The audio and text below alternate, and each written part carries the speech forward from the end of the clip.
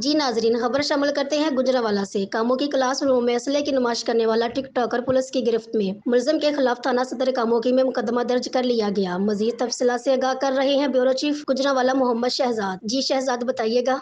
जी, कामों की क्लासरूम में असले की नुमाइश करने वाले टिकटॉकर थाना सदर पुलिस ने गिरफ्तार कर लिया।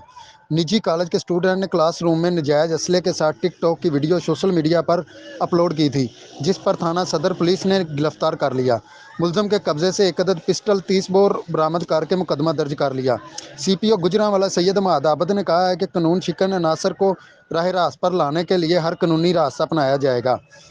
कानून को हाथ में लेने की किसी को इजाज़त नहीं दे सकते, क्योंकि कानून से कोई बालातर नहीं है। कैमरा टीम के साथ ब्यूरो चीफ मियां शहजाद, 29 न्यूज़, कामोकी।